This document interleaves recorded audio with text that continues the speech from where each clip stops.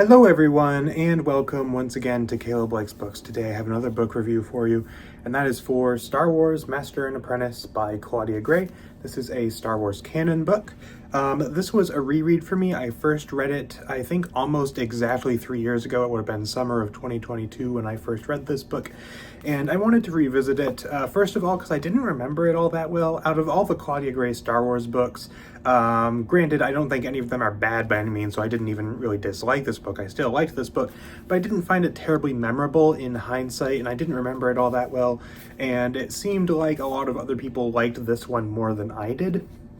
So I wanted to revisit it, first of all, to see if my opinion on it would change or improve at all, and secondly, just to kind of refresh my memory and be able to have a review for it on the channel as well, because I read this book before I started the YouTube channel. So I really was curious about that.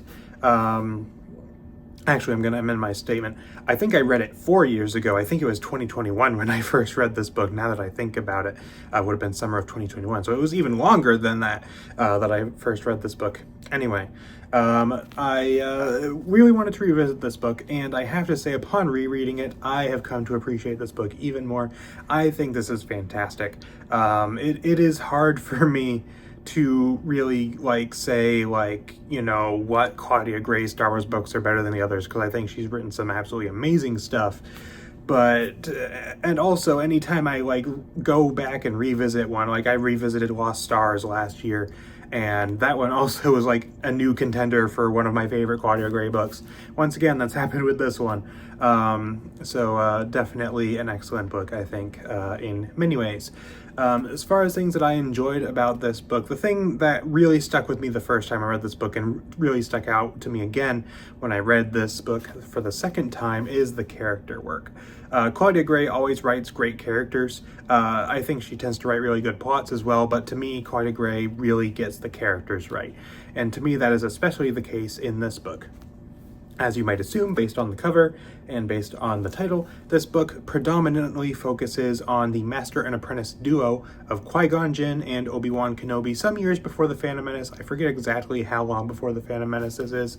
If I had to guess, probably 6 to 8 years, but I can't remember exactly. But this book focuses heavily on them. It focuses on them individually, on where they're at in that time in their lives, and also kind of tells a story about them as a master and apprentice duo. At this time, the two of them kind of don't see eye to eye on a lot of things. They're not the most greatest match as a master and apprentice, and this book kind of tells the story of how they were able to kind of come to appreciate one another more, and kind of begin to work better as a one single unit, which I really enjoyed. And the dynamic between them in this book is excellently done, and the characters themselves are really well done. This book, I really enjoy the way that Qui-Gon Jinn is written, especially. The first time I read this book, I've never been the biggest Qui-Gon fan. He seems to be a fan favorite character when it comes to a lot of Star Wars fans, especially fans of the prequels. And I just never really got that, but this book really made me appreciate him more, and that continued to be the case in this second reread. I really enjoyed him in this book, and I really enjoyed Obi-Wan as well, and seeing the dynamic between them I think was excellent and really enjoyable. On top of that, the side characters are very well done, especially there is one major side character who, as far as I'm aware, is original to this book. I don't believe he's appeared anywhere else, could be wrong on that, but named Rael Averross, who I think is a really interesting character and is done very well in this book, as well as several other characters. The plot of this book essentially is Obi-Wan and Qui-Gon being sent to this planet of Pijal in order to solve some political unrest going on there.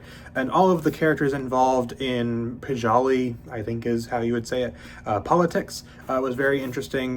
The princess and the people around her, everything. Rael Averross is her kind of second, not second in command necessarily, but very close to her, and things like that. And so I really enjoyed all those characters, seeing them interact and all that kind of thing was really, really well done.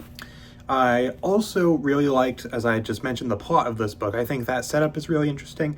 You have a lot of, like, not a lot of different things, but a few different things that are weaved together really well in this book. You have the stuff going on this planet, the political unrest. You have assassination attempts on the princess.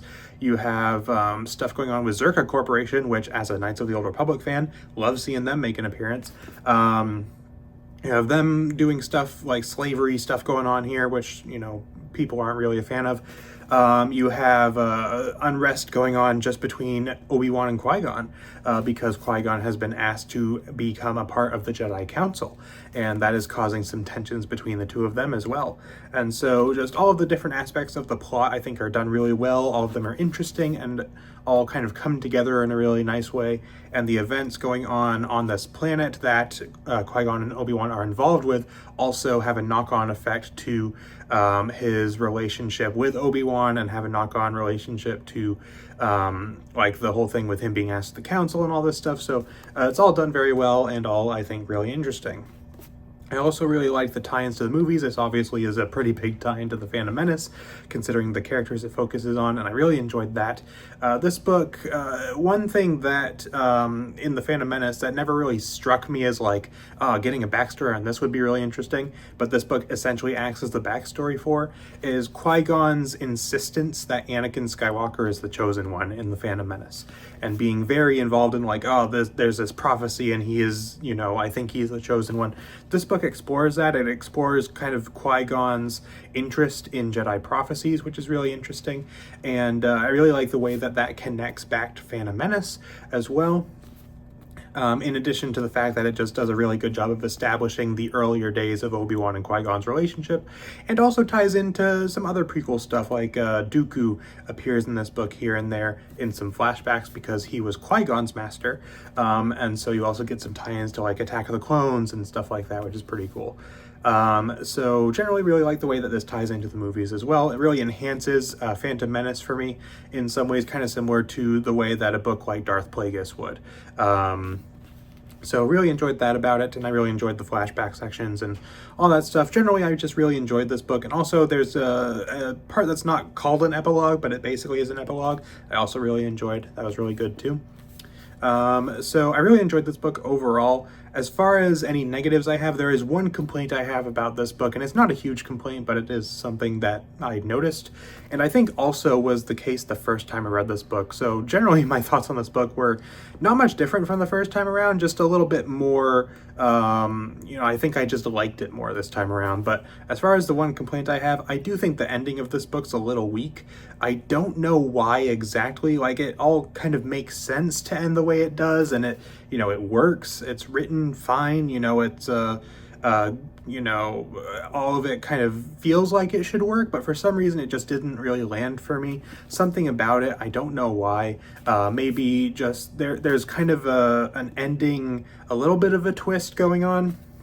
And so maybe it just felt like it kind of came on a little too fast and kind of went a little too quickly. Maybe that's why, I'm not really sure. But to me, just the ending felt a little weak and unsatisfying. But other than that, I absolutely love this book. I think this is a fantastic Star Wars book. Definitely a new favorite in the canon. Even though I liked it the first time around, reading it again this time has really moved it up for me and really made it kind of, like I said, a new favorite. So as far as a rating out of 10 that I would give Master and Apprentice, I would give it a 9.5 out of 10. Loved it from beginning to end. The only reason it doesn't quite hit a 10 for me is what I mentioned about the ending feeling a little unsatisfying. Otherwise, huge recommendation from me. Really enjoyed this one. If you're a fan of Phantom Menace, if you're a fan of Obi-Wan and or Qui-Gon, anything like that, then definitely would recommend checking this one out. So that pretty much is all I got for you today. Let me know in the comments if you have read Master and Apprentice, what you thought of it. If so, where does it rank for you among the Star Wars canon books? Where does it rank for you among Claudia Gray's Star Wars books? If you've read all of her books, let me know if this is maybe your favorite one, if it's your least favorite one, if it's somewhere in the middle, whatever it may be, let me know down in the comments. So that's pretty much it for this video. So thank you all for watching, and I will see you all next time.